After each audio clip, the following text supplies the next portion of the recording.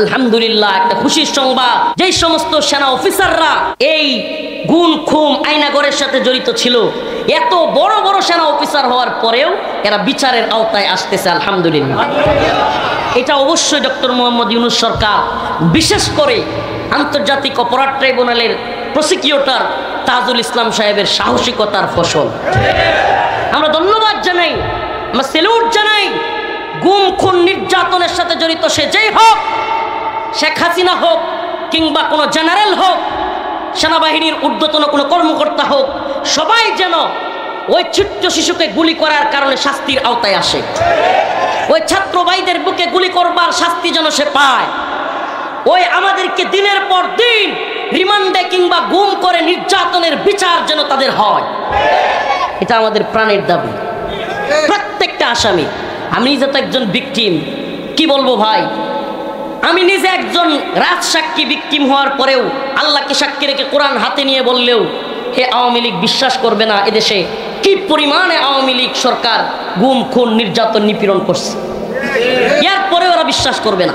কেন বিশ্বাস করবে না? আমি একটা জিনিস চিন্তা করেছি, আমার একেবারে আপনজন কাছেরও যারা আওয়ামী লীগ করে, এদের মধ্যে একটা জিনিস দেখেছি, আল্লাহ মাফ করুক কথাটা বলতে বাধ্য হচ্ছি, কোরআনের ভাষায় খতামাল্লাহু আলা কুলুবিহিম, এদের অন্তরে আল্লাহ সিলমোহর মেরে দিচ্ছে। এরা যেন কিছুই দেখে না।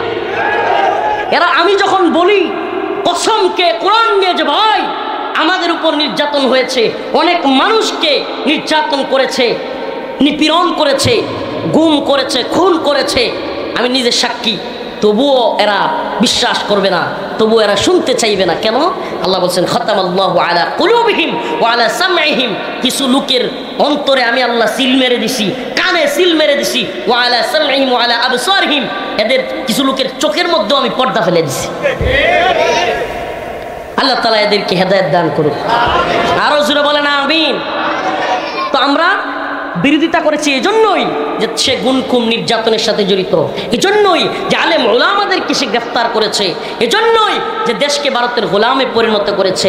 বলবেন হুজুর, এখন যদি একই কাজ অন্যরা করে, সবার আগে বান্দা রফিকুল ইসলাম মাদানী এই সরকারের বিরুদ্ধে দাঁড়ায় যাবে, দালালি করবে না। যেই সরকার হোক, যদি বর্তমান সরকার আমেরিকার দালালি শুরু করে, বিরোধিতা করতেছি, আরো করব। আগামীর সরকার ইসলামের বিরুদ্ধে কোনো নীতিমালা তৈরি করে, কোরআনের বিরুদ্ধে কোনো নীতিমালা তৈরি করে, অবশ্যই আমরা প্রতিবাদে গর্জে উঠবো, যেইভাবে আগেও গর্জে উঠেছিলাম। যদি না উঠি, সেই দিন বললেন এই হুজুররা কিছু বলে না। কিন্তু এর আগে অমুক দলও করতেছে, তমুক দলও করতেছে, তাইলে আমগর নেত্রী করলে দোষ কি? না রে ভাই, ফিরে আসুন, তওবা করুন, আল্লাহর রাস্তায় ফিরে আসুন। আল্লাহ, আমি এই গুম খুন নির্যাতন নিপীড়নের সাথে জড়িত নই, আমাকে ক্ষমা করে দেন, আমি ফিরে আসলাম।